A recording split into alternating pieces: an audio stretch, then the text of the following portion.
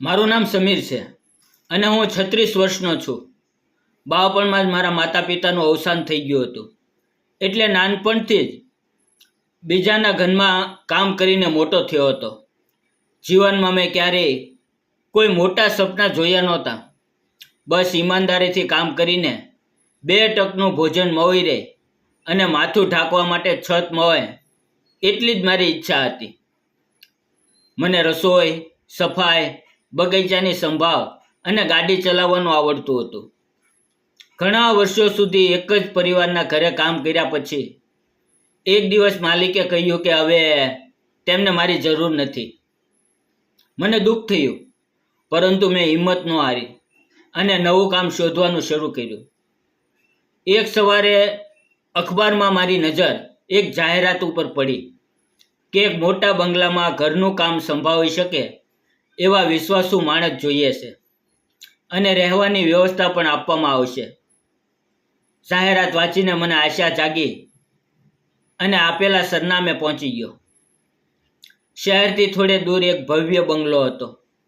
દરવાજાની બેલ વગાડતા થોડા સમય પછી લગભગ 30 વર્ષની એક છોકરીએ દરવાજો ખોલ્યો. તેનું નામ નેહા હતું. તે ખૂબ જ સુંદર અને સુઘડ દેખાતી હતી, પરંતુ તેના ચહેરા પર એવી શાંતિ હતી જેમાં ક્યાંક ઊંડું દુઃખ છુપાયેલું લાગતું હતું. તેણે મને અંદર બોલાવ્યો અને મારા વિશે પૂછ્યું. મેં મારી જિંદગી વિશે બધું સાચું કહ્યું. તેણે થોડો વિચાર કરીને કહ્યું, મને વિશ્વાસુ માણસની જરૂર છે. જો તું મહેનતથી કામ કરીશ તો અહીંયા રહી પણ શકીશ. મેં તરત કામ સ્વીકારી લીધું. તેણે ઉપરના માળે આવેલા 2 રૂમમાંથી એક રૂમ મને રહેવા માટે આપ્યો. બીજા દિવસે મેં કામ શરૂ કર્યું. સવારે ચા અને નાસ્તો બનાવતો, પછી ઘર સાફ કરતો, બગીચાની સંભાળ રાખતો અને જરૂર પડે ત્યારે નેહાને ગાડીમાં બહાર લઈ જતો.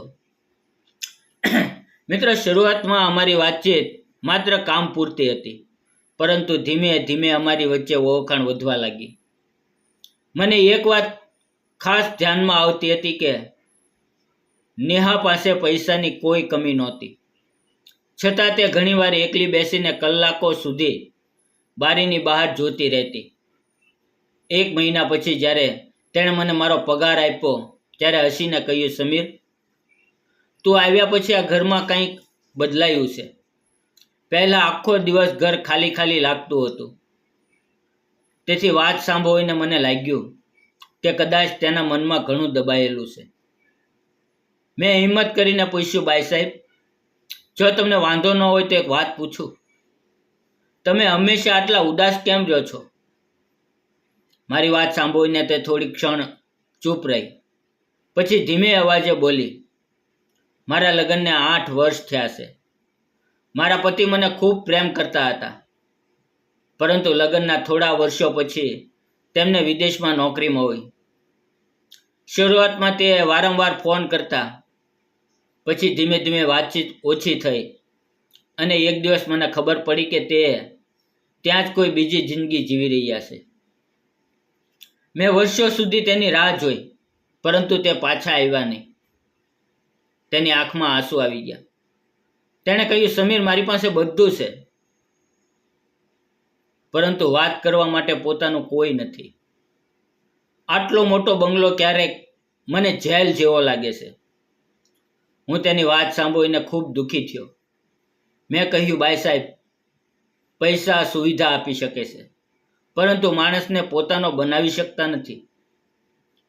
તેણે મારી તરફ જોયું અને પૂછ્યું, અને તું, તારા જીવનમાં કોઈ છે?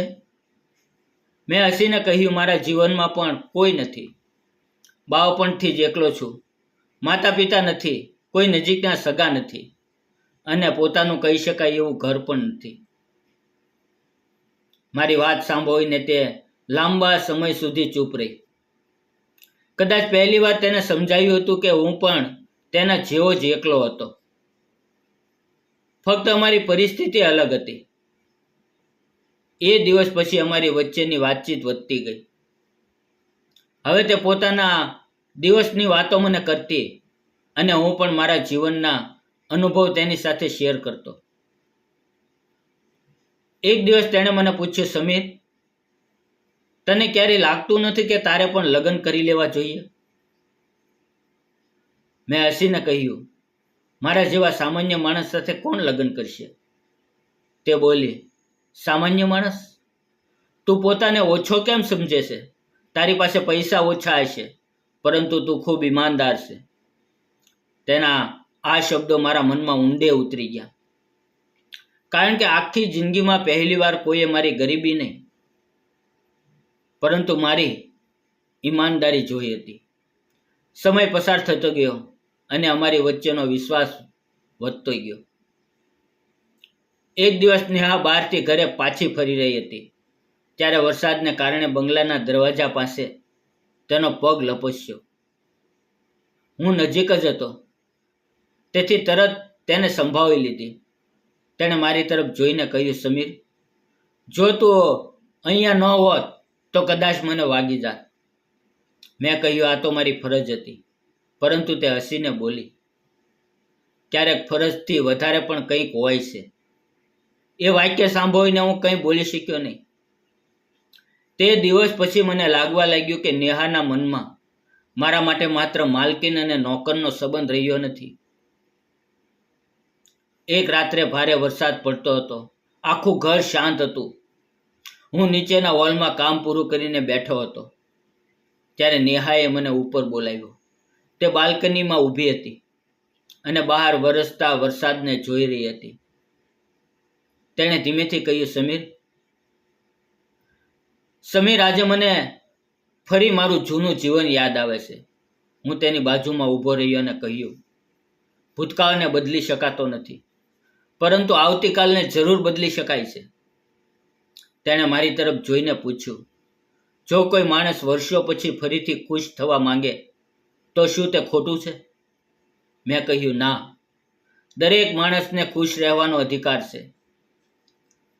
થોડી ક્ષણ તે ચૂપ રહી અને પછી બોલી, તો મને એક વાત કહેવી છે. તું આ ઘરમાં આવ્યો ત્યારથી મને લાગે છે કે હું ફરીથી કોઈની સાથે મારી વાત શેર કરી શકું છું. તારી સાથે વાત કરું ત્યારે મને મારા એકલતાપણાનો ભાર ઓછો લાગે છે. મેં પણ દિલની વાત કરી. સાચું કહું ને, તો હું પણ અહીંયા આવ્યા પછી પહેલી વાર એવું અનુભવું છું કે કોઈ મારી વાત સાંભળે છે અને મને માત્ર કામ કરનાર માણસ તરીકે નથી જોતું. એ રાત્રે અમે કોઈ ઉતાવળનો નિર્ણય લીધો નહીં. અમે માત્ર એકબીજાની લાગણીઓને સમજવાનો પ્રયત્ન કર્યો. ત્યાર પછીના દિવસોમાં અમારી વચ્ચેનો સંબંધ વધુ ગાઢ બન્યો. નેહા મારા કામની કદર કરતી અને હું તેની લાગણીઓની. એક દિવસ તેણે ગંભીર અવાજે કહ્યું, સમીર, હું તને એક પ્રશ્ન પૂછું? મેં કહ્યું, પૂછો. તેણે કહ્યું, જો હું તને આ નોકરી નહીં પરંતુ મારા જીવનનો સાથી બનાવવાનું કહું તું? હું થોડો સમય મૌન રહ્યો. મારા મનમાં અનેક પ્રશ્નો ઊભા થયા. મેં કહ્યું, બાઈ સાહેબ, તમે મારી માલકીન છો અને હું તમારો નોકર રહ્યો છું. દુનિયા આ સંબંધને સ્વીકારશે નહીં. નેહાએ શાંતિથી કહ્યું, દુનિયાએ મારી જિંદગીમાં શું આપ્યું છે? દુનિયાએ મને પૈસા આપ્યા પણ સાથ નથી આપ્યો. મને કોઈ એવો માણસ જોઈએ છે જે મારી સંપત્તિને નહીં પરંતુ મને સમજે, અને મને એ માણસ તારી અંદર દેખાય છે. તેની વાત સાંભળીને મારી આંખો ભીની થઈ ગઈ. મેં કહ્યું, જો આ નિર્ણય એકલાપણાના કારણે નહીં પરંતુ સાચી લાગણી અને વિશ્વાસના કારણે છે તો હું તમારી સાથે આખી જિંદગી ચાલવા તૈયાર છું. નેહાએ પહેલી વાર મને એવી ખુશીથી જોયું કે જાણે વર્ષો પછી તેના જીવનમાં વસંત આવ્યું હોય. અમે બંનેએ નક્કી કર્યું કે આ સંબંધ કોઈ ઉતાવળમાં નહીં પરંતુ પરિવાર અને કાયદેસરની પ્રક્રિયા સાથે આગળ વધારશું. થોડા સમય પછી નજીકના પરિવારજનોની હાજરીમાં અમારા લગ્ન થયા. શરૂઆતમાં ઘણા લોકોએ વિરોધ કર્યો. કોઈએ કહ્યું કે આ સંબંધ પૈસા માટે છે, કોઈએ કહ્યું કે નેહાએ ભૂલ કરી છે અને કોઈએ મને નસીબદાર ગણાવ્યો. પરંતુ અમને ખબર હતી કે અમારી વચ્ચે શું હતું. અમે એકબીજાને વર્ષોથી સમજ્યા હતા. લગ્ન પછી એ જ મોટો બંગલો, જે ક્યારેક નેહા માટે એકલપણાનું પ્રતીક હતો, હવે અમારા બંનેના હાસ્યથી ગુંજી ઉઠતો હતો. સવારે હું ચા બનાવતો ત્યારે તે મજાકમાં કહેતી, હવે તમે નોકર નથી રહ્યા.